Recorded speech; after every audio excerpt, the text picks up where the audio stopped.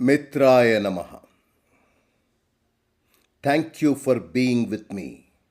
Welcome to Energy Circles VSP Tenneti Channel. Poornavatika series. Poornavatika Chapter 1. Guru keeps an eye upon us. Somadatta attunes him. Poornavatika Chapter 1. Somadatta attunes him. Poornavatika, the mystic abode of the Guru. Poornavatika was surrounded with several trees on the south and west. On the eastern side, there was a river flowing towards the north and several birds seated upon the trees. The wonder about these birds is that they remained silent as saints when the Poornavatika was resounding with the Vedic chants. Gurudev always loved to sit under the huge bunch of trees in the western region where he discussed with the aspirant Sishyas, clear their doubts and initiate them into several vidyas. There were several Sishyas living in that ashram and Ketan was one. Ketan was a very dedicated Sishya in the ashram. He was always lost in chanting the long mantras and the slokas. He was given very tough mudras and sadhanas which were very strenuous. He used to pour water upon the deity under the neem tree. He participated in the bhajans and rituals quite religiously. But Ketan was always observing other Sishyas and comparing himself with them. He spent more time than others in mantra chanting. He was the loudest one in the bhajan parade. He mingled with everyone, and in the absence of Gurudev, he used to inquire about them. With strangers, he used to behave like one well experienced and a senior master. But Ketan was never curious about Bhattu. Bhattu was so unprominent, wearing a normal white village style lungi and a loose shirt. He was an illiterate who was never chanting any mantras or slokas. He would just smile at anyone and everyone. Very humble and calm, Bhattu was just bothered about his work. He used to take care of the needs and arrangements in the ashram. He used to nurse the garden where Gurudev would sit during the sunset times. He was so concerned that there were no pebbles or fallen leaves on his path. Bhattu used to arrange a bowl of grains for Gurudev, which Gurudev used to feed the birds. Bhattu used to keep the ashram neat and clean. He used to pluck flowers and keep them just beside Gurudev in a basket. He washed Gurudev's clothes and prepared his bed in his absence. Other Sishyas always shouted at Bhattu whenever they could not find their bags or slippers. Bhattu had no other face than the pleasant smiling one. Few aggressive and arrogant Sishyas teased and harassed Bhattu. They used to call him by a nickname Chikur. Initially, he did not know the meaning of Chikur, but he humbly inquired Somadatta, the senior Sanskrit scholar.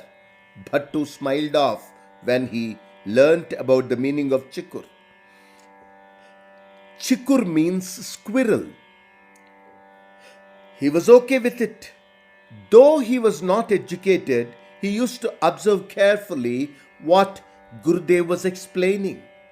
If he had any doubts, he would go to Somadatta and clarify his doubts. Somadatta was quite fascinated by the zeal and enthusiasm in Bhattu. He would touch Bhattu upon his head and bless him with love. That night, Gurudev called Somadatta and told him, "Slowly teach Bhattu the basic alphabets and the words. I am sure he will learn very fast the reading and writing of languages. Vinayate Vidya." He is humble and always cheerful. I can see luster in his eyes, but let it happen very secretly. It is very important, Soma. As Gurudev rightly identified, Bhattu was very fast in grasping the knowledge. He was chanting very tough slokas fluently. Humility is the secret to efficient learning. Higher upasanas and vidyas are not imparted to one and all, only the chosen few or the blessed ones. Ketan once saw Bhattu touching Somadatta's feet. He was surprised. He compared himself to Somadatta. By all means, Ketan was more learned and senior most in the ashram. Ketan had his own doubts and fears. He had his own suspicions. He started spying on Somadatta. In the night, Somadatta would not eat anything. Everyone in the ashram knew about it. But Ketan was shocked to see Somadatta doing Anuloma Siddhi sadhanas.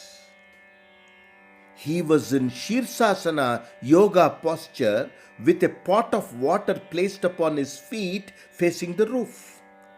Ketan knows that the Anuloma, Viloma, Pratiloma Tantra sadhanas are imparted to very dedicated special sishyas who are considered very dear and dedicated. In fact, Ketan wanted to learn them. He was just eagerly waiting for Gurudev to invite him and initiate.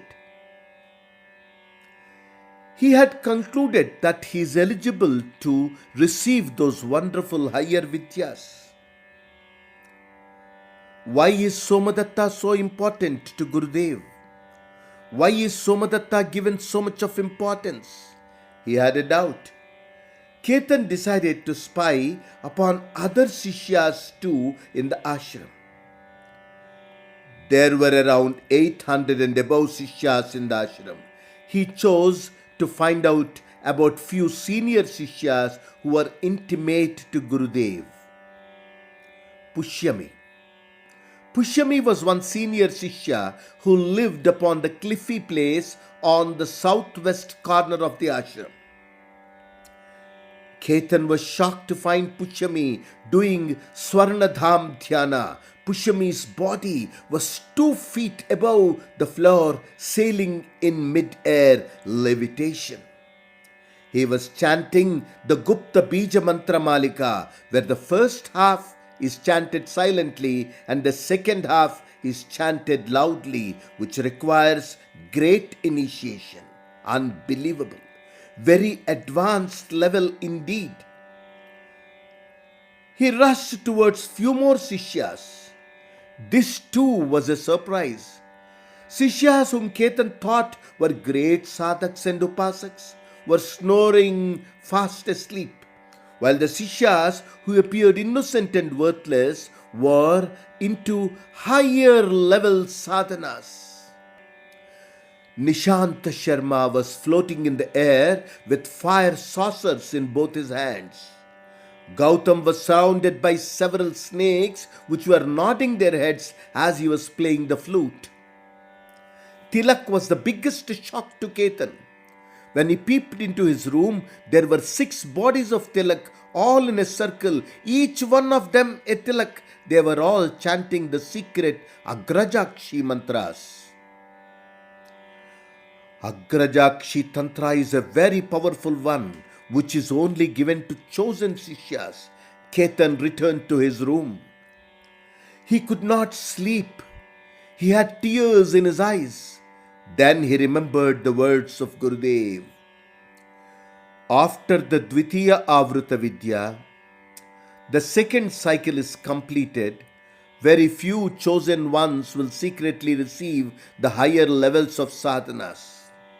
It all depends upon your auras and virtues. If you have not finished eating what I had served you in the first round, why should I serve you more? Complete your given sadhanas. Stay connected to Poornatva but not Bhinnatva. It was Brahmi Muhurta Samayam.